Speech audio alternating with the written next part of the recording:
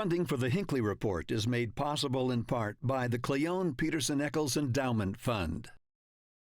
Tonight on the Hinckley Report, as our state continues to manage a historic drought, lawmakers debate the best way to save the Great Salt Lake. What conservation measures could have the biggest impact, and which policies will help Utah avoid catastrophe? Join our panel of experts as they dive into the biggest issues surrounding the Great Salt Lake.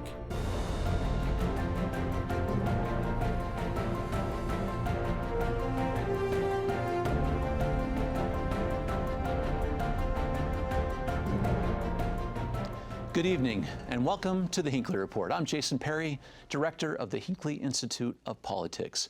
Covering this topic, we have Joel Ferry, Executive Director of the Department of Natural Resources, Kim Shelley, Executive Director of the Department of Environmental Quality, and Brian Steed, Executive Director of the Janet Quinney Lawson Institute for Land, Water, and Air at Utah State University. We are so glad to have you here tonight on this special episode of the Hinckley Report. You are leading the policy for the state of Utah on a critical issue, and that is the Great Salt Lake. We've been hearing about it from elected officials over the past several months. Last legislative session, it took center stage as some of the efforts in terms of legislation and funding. But I want to talk about from beginning to end about the Great Salt Lake. I want to set a baseline first from each of you, starting with you, Joel. Help us understand sort of what is happening with the Great Salt Lake. Well, Jason, we've seen over the last few decades, we're in this historic drought. We have research that shows that we're in the worst drought in over 1,200 years, and the hydrology within the Great Salt Lake watershed is in really tough shape. We're just not getting the moisture through rain, snow, and other areas that we may have historically have gotten. And so that's led to this declining lake level. Our population is rising. Demands on this limited resource have been increasing. And so right now, today, we are at a record low lake level.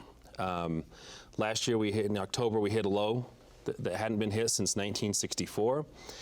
This year, we're now 2 feet lower today than we were last year. So all-time historic record lows, and it's really causing a lot of issues and concerns. Mm-hmm. And Kim, through your position here with environmental quality, talk about the impacts there.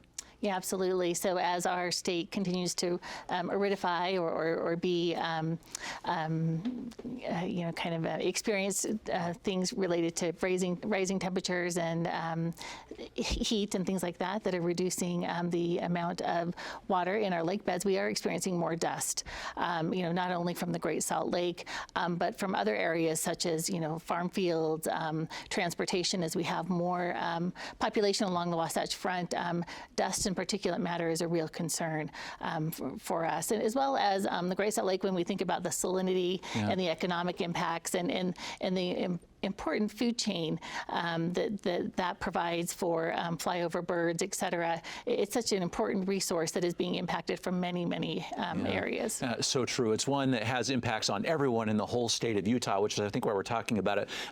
Brian, I want to show a video from a professor at the University of Utah to help set the stage a little bit, but particularly through your lens, through the institute that you're helping to run. Let's talk about some of those key issues that are identified here, and then we'll get into some of these other impacts and solutions. My name is Dr. Kevin Perry. I'm a professor of atmospheric sciences at the University of Utah, and I study air quality issues. And for the last 6 years, I've been studying dust coming off the Great Salt Lake. The Great Salt Lake is one of the 4 largest water bodies in the Western Hemisphere. And for the last 30 years, it's been shrinking at an alarming rate. It's only been in the last 10 years when the lake is low enough to actually have dust storms start. What I'm most concerned about is not the exposure of new parts of the lake bed, it's what's happening to the lake bed that's already exposed. Because my research has shown that the longer the lake bed is exposed, there's a crust that protects it from wind erosion, and that crust tends to break down over time. Only 9% of the lake bed is currently acting as a dust source, but that could go up to 24 or 25% in the next decade if the lake remains low. What we need to do is we need to look at the other saline lakes, the other terminal basin lakes in the United States for what has been done for those. And the poster child is Owens Lake in California. Owens Dry Lake, which is only 1/12 the size of the Great Salt Lake, turned out to be the largest dust source in North America. And what they discovered after $2 billion is that the only way to effectively mitigate the dust is to put water back in the lake. So Brian, some very interesting points. So sometimes you talk about, are these just problems that may occur? But we have some examples, including Owens Lake in California, that give us a very clear picture of why we should be caring about what happens. Well, that's absolutely right. And Dr. Perry does a great job illustrating kind of what we would expect if we don't do anything at this point. If the lake continues to drop, we would expect to have something very similar to what we see in Owens Lake, to where you would have more lake bed exposed and more lake bed exposed over a longer period of time, which then lets that weathering occur and more dust. And I think honestly, the dust has been something that people are seeing and starting to take notice of, and I think it's been a big motivator of why people, can personalize why they care about the Great Salt Lake. Take a look, Kim. Yeah, absolutely. And the Department of Environmental Quality receives incident reports through our notification system, and we have seen the incidence of dust skyrocket, those reports. And unfortunately, there always isn't a response or an action that we can take to reduce it, but people are noticing and reporting that to the department. Mm-hmm. And Joel, so this dust that may come, it's the dust we're breathing, we talk about that, but it has impacts on water overall in the state of Utah. It does. When we look at that dust, you can have that effect of it layering on our snow, which makes our snowpack melt a little bit quicker. And it has impacts on crops. It has impacts across the board. And so, as Dr. Perry said, the way we mitigate that dust is we cover it with water. And that's a big challenge, because a lot of those areas that are the main sources of dust are, 5 to 10 feet above the current elevation of that water. So it's going to take, the dust issue is something that's going to take some time for us to mitigate and overcome. Mm-hmm. Kim, you started talking about this a little bit. So their impacts, those are big ones. Also, you sort of indicated it has a huge impact even on our wildlife and birds in particular. That's right. So as we are seeing the lake levels shrink, the salt concentration is becoming more of an issue and impacting the brine shrimp population and brine flies, which of course are a significant piece of the food chain. And so we are starting to see what some people are calling the collapse of the ecosystem. I don't think we're to that tipping point yet. I still think there's many things we can do now, but it is coming, and I'm grateful for the awareness, the engagement of people, so we can reverse those impacts. Brian, go ahead. And if I can add on to that, we have two species that really are very reliant on the Great Salt Lake that I think everyone should be concerned about, even if they don't know that they exist. One is the eared grebe. Mm-hmm. The eared grebe stops over in the Great Salt Lake and molts, meaning it can't fly away, and then depends on those brine shrimp and brine flies as a food source while it grows its feathers back. As a result of that, if we don't get this right and those brine shrimp die off with increased salinity, we will have really catastrophic events for those populations, and that may bring regulatory actions that I think all of us are worried about from the Endangered Species Act or others. Well, okay. Well, I would just to kind of one last little point on that. We've seen a lot of people say, well, if Great Salt Lake dries and those birds can't come here, they'll go somewhere else. We are the somewhere else. So as other lakes throughout the West have dried up, we've seen those populations of, say, the eared grebe go from, normally we'd have about 75% of the world's population of eared grebes come to Great Salt Lake. This last year it was over 90%, because there's not a resource to support them in these other lakes, so they've come here. We're the last resort. So it's a real concern. Brian, on top of all of this, the Great Salt Lake is also a major economic driver for the state of Utah. We talked about the flies that Kim was just talking about. Well, give us a clearer view of all those ways and the kind of things that come out of the Great Salt Lake. Absolutely. The Great Salt Lake touches our lives in ways that most people don't realize. If you've touched a can of soda, it probably has had magnesium that's come out of Great Salt Lake added to that aluminum to harden that aluminum. If you've had fruits or nuts grown in California, it's probably those fruits or nuts have probably benefited from sulfate of potash that's gathered from the Great Salt Lake. Brine shrimp are increasingly important as a food source for other aquaculture, and so if you've had shrimp or other fish that have been aquaculture grown, probably have depended to some degree on Great Salt Lake brine shrimp. All of those things add up to being over $1 billion of economic impact. If it goes away, I think it hurts all of us. From your perspective, go ahead. Yeah, the economic impact can't be understated. We just came up with some updated numbers. With inflation and other things, we're looking at about a $1.7 billion impact to Utah's economy. 7,700 jobs are reliant upon that, and those are at risk. Those are threatened by those lake levels. We're seeing some of the intake. These are mineral extraction companies. Some of the intake canals are now high and dry because those levels have dropped so far, and so we have to factor in that in the equation as well. But we have to remember, this is a limited resource. It's a zero-sum game that we can't say, okay, mineral extraction, you guys stop doing what you're doing, or cities stop taking water, agriculture stop taking water. We can't, we have to look at a balance because the environment needs it, we need it as people. So what is that right balance? To get to this issue, we have to talk about the causes a little bit as to why it is so low. I want to start with a statement from Brad Wilson, the Speaker of the House, because I guess the Great Salt Lake is one of his constituents. We're all impacted by it. It's in his area, so he's taken great interest. I want to start with his statement about the Great Salt Lake, and then we'll get into some of the other causes. Over the next year, I think you'll see the legislature build on the work that we did last year, which was to make significant and historic investments in conservation.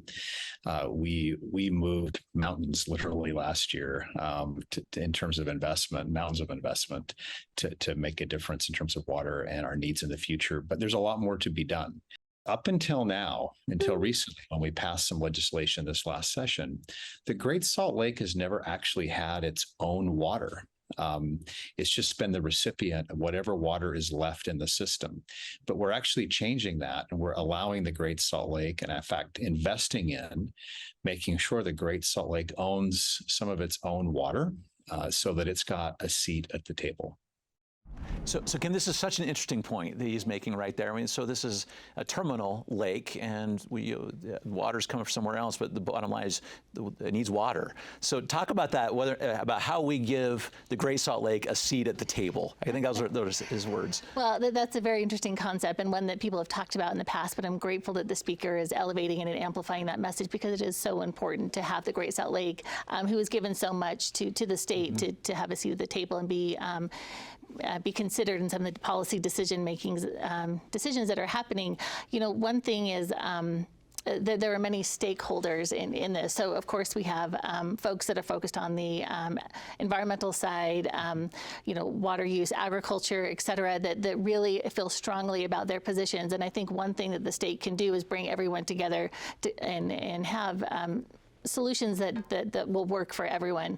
But it does start with conservation. It does start with last general session, there were significant bills that were passed that really will move the needle over time. This is a problem that won't be solved overnight. And that's one thing that I do hope the public understands, is that it will take time for us to implement these solutions, but we're on the right track, and we have the momentum to do so. Brian, some of this just water from other sources, right? Our snowpack, et cetera. How is that impacting the water levels in the Great Salt Lake? As we have historically developed, water obviously was deemed really important and deemed to be one of those key resources that we really needed to maximize. Most of the water that we know on the Wasatch Front has been put to beneficial use, and because of that, really, as the Speaker was mentioning, what the Great Salt Lake got in return was just the tail end of whatever wasn't used. And I think there was a lot of people that viewed historically water that reached the Great Salt Lake was wasted. I think that we've started to change our thinking on that, simply because we're seeing the consequences of that thought process. And so really, if you look at how that water is used, a lot goes to agriculture, a lot goes to municipal and industrial uses, a lot goes to currently on storage of reservoirs. You have evaporative loss off those reservoirs. And so there's really these series of things that we need, but we also need to take into consideration the needs of the Great Salt Lake. I wanted to break down a couple of those points, but can you elaborate a bit on this evaporation factor? Because it's a big one that goes into the lake level. No, absolutely right. And so two things. One, anytime you store water, and you put it under the sun, you're going to see that water dry to a degree. That's the evaporative loss that we're talking about. And we see that every time we have these big lakes, which we need. Those big reservoirs then also cause some of that evaporative loss. We see that off the Bear Lake. We see that off of Utah Lake, both of which are kind of key headwaters of the Great Salt Lake. We see it on the Great Salt Lake as well. So that's important. Add to what we've seen recently in really the last 50 years, since really the mid-1970s, we've seen an increase in temperatures. And those increase in major temperatures means that we have more evaporative loss than we have seen historically. That means that the ground around the lake, it becomes more dry. Also, we see more evaporative loss off that. And so when we get precipitation, more absorbs into the ground, and we get more evaporative loss off the lake, and that's something that I think that all of us need to pay attention to. Joel, as brought up here a moment ago, agriculture is a big player in this. Talk about that. I know that a lot of people say this is a key place to look when we're talking about water conservation. Put that in context for us so we understand it. Yeah, so agriculture is a key player. When the Saints first came to the valley here, Brigham Young, one of his first actions was to go and dam off City Creek, divert the water so they could irrigate. So from the modern age, we have taken water and diverted it to grow crops, to grow food, and to do those types of things. And so even today, agriculture uses a majority of the water in the state of Utah, and in particular in the Great Salt Lake watershed. It's about somewhere between 50 and 65% of that water that's diverted is used for agriculture. And agriculture has those historic water rights. We have a prior appropriation system in the state of Utah, and so they have the right to use that water. And they're using it with the tools they have to the highest and best use. One thing I'm really encouraged with agriculture is a couple sessions ago we created a program called the Agriculture Water Optimization Fund. And it was a state investment in private agriculture to help them be more efficient with their water. And the demand for that has just been off the charts. Last year with the ARPA funding, we put $70 million into that fund. And applications just skyrocketed, more than we ever expected. And so our agriculture partners are willing to participate, they want to participate, and they want to do their part. Agriculture is a key and critical component of our rural communities and life on the Wasatch Front. I mean, to just say, hey, agriculture, you're going to dry up, you're going to go away, we can't have that. That's not the answer. But to say, agriculture, can we make investments with you? Can we be partners with you to be more efficient, to optimize your water, and then taking those types of efforts really makes a difference. So Kim, historically we've had some of these water policies that look at these, and there's like this phrase many of us heard, this use it or lose it approach to people who have these prior water rights that they've acquired. Talk about how we're looking kind of as policymakers like you are, but our elected officials when it comes to items like that. Yeah, I'm grateful that people are taking a different look at things that we've done historically, as we continue to grow and experience, as Brian mentioned, increasing temperatures, climate change. We have to think about problem solving differently. And, the use it or lose it concept is a little dated, and we're working as an executive branch to change water rights holders' ideas about that and what it means to shepherd water down and what the environmental benefits are for that. I'm not the state engineer, and this is a very complex issue, water rights in Utah and in the West. But I'm grateful for the people taking the second look and the refreshed look on it. But maybe Joel or Brian would have something to add. And I'll point to two real-world examples of what Kim's talking about. During the last couple of legislative sessions, we've made great strides forward in the state in terms of how we view those water rights and whether it is truly use it or lose it. One of those bills allowed for what they called split season leasing. And what that is if you're a grower of crops, you're able to say, I'm not going to take my fourth or fifth or my third or fourth cutting of alfalfa and instead use that water, maybe deliver it to a different use. And then adding on to that, last year, Representative Ferry had an in-stream flow bill which allowed for a dedicated flow in those streams to get to an area of concern like the Great Salt Lake or other bodies of water. And really those two combined have really kind of changed the conversation on how we can utilize those scarce resources. Go talk about that bill too, and also love you for a minute about metering, about how we're measuring the impacts of these. So first on that legislation, House Bill 33, was an in-stream flow bill, but what we did in that's the legislation that created the ability for Great Salt Lake to hold a water right, for the Division of Forestry, Fire, and State Lands to actually acquire water and say it's dedicated to the lake. But as a producer, as an agriculture, or someone that owned water rights, I could also lease water and receive a beneficial use just for leaving it in the stream. So we talk about the use it or lose it a lot, and specifically that's it's called forfeiture. And it's not used heavily, but it's more of a mentality that exists within the community, saying, if I don't use my water, I'm going to lose it. It's very rarely enforced, but you create a culture. And so part of all of this is education, helping people that own water rights, in particular agriculture producers, to know what is available to them and what does the law really say, and help change that culture. One of the things that we're doing this year within the Department of Natural Resources as well, we're updating and implementing an updated education campaign that will reach out to from grade school to people visiting the lake out to Antelope Island, whatever it may be, but making significant investment. You'll see that. I think you'll see that over the next few months to try to update the Slow the Flow campaign and other things just to educate the public of the Great Salt Lake. And anyway, but going back to this legislation, that bill plus so many others gave us this toolbox. We have really sharp tools now. We have the ability to do what we need to do to move water to the lake, to help agriculture, to help our cities. We have turf buyback programs. We have all these programs across the board. Now, as the speaker alluded to, now it's about funding. It's getting funding to these programs so that they can work. And let me just say, Sure. so and in the governor's budget, you'll see historic investment, even more than last year, over $500 million, $526 million towards water conservation efforts. Yeah, definitely. I was going to build on that and also mention the federal money that's come through that has really allowed us to jumpstart a lot of this as well. So it's an exciting time to be part of this in the state. Yeah. Before we leave this part of the discussion, Brian, one thing we haven't talked about is Utah is also an incredibly fast-growing state. Right. On top of all these things we just talked about, we also have larger demands. That's absolutely right, and different kind of demands, to where oftentimes the state engineer will say, listen, to a farmer, you have a lower priority water right, and so therefore if you don't have water, if there's no water in the river this year, you're not going to get that water.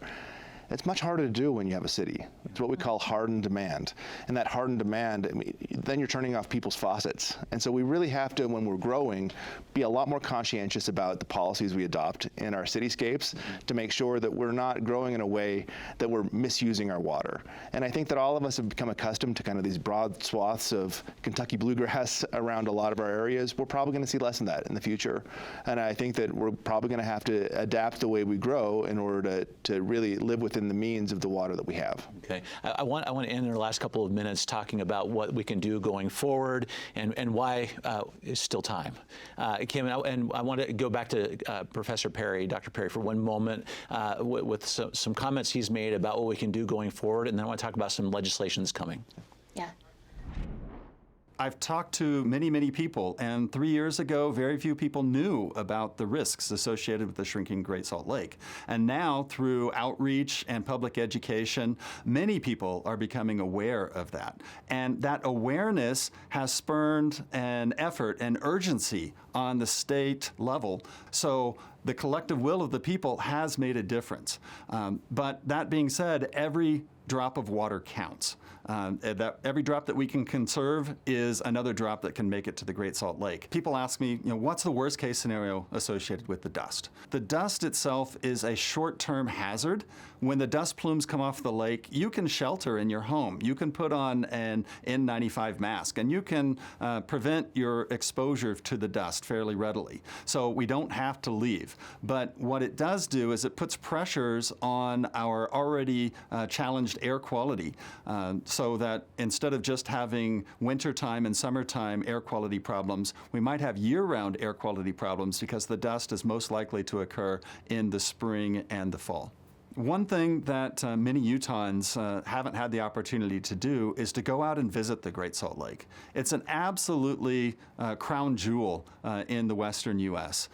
There's incredible hiking, there's incredible birds, wildlife, solitude, photography. It's just an amazing place, and I really encourage everyone to go out to visit this ecosystem to learn what we're in danger of losing. Okay, go ahead, Kim. Right. Yeah, well, I absolutely agree with Dr. Perry. It is a magical place, and I'm grateful for the attention that it's received recently. And he's absolutely spot on that conservation is our first step. We are not too late in acting on the air quality and the ecological front, so absolutely conservation should be our priority. Okay. In our last 2 minutes, for people watching, what can we do? You're helping to set policy for the state of Utah. Joel, start with you. What can we do, our own homes, our families, to help? So individually, we can all make a difference. Look at swapping out some of your turf. We have turf buyback programs. Make sure that your legislators understand how important this is to you. I look at the investments that we're going to make going forward. We've got the secondary meter program, $250 million, ag optimization, and some other programs that are all going to make a difference, but they're going to take some time. So this is something that we're in together. When we work together, we can get through this. Mm-hmm. There's no silver bullet. Immediately what we're doing as well is looking at increasing cloud seeding and doing some other things to augment our water here. But all of these things are going to make a difference. Mm-hmm. Brian? I would echo what Joel says. I think all of those things matter. I think being more attentive to how much water we use, whether you're an agriculture producer or whether you're a municipal and industrial user, either way, knowing how much water you use and trying to maximize that water in a way that doesn't take or destroy those resources that we rely on, like the Great Salt Lake, is going to be key. So measurement and then that adoption of technology to make sure that we really maximize those water resources. Okay. Kim, the last 30 seconds are yours. Help us know what we can do. Yeah, absolutely. Conservation is key. The end, if people are concerned about air quality, the Department of Environmental Quality does maintain data. We have not seen an increase in particulate matter in our monitors along the Wasatch Front, which is good news. But if folks are concerned, they can go to our website and get information to protect themselves. Okay, very good. We will. It's something we all should pay attention to. You've made a very great case for the Great Salt Lake today. Thank you. And thank you for watching the Hinckley Report. This show is also available as a podcast on pbsutah.org/Hinckley Report or wherever you get your podcasts. Thank you for being with us. We'll see you next week.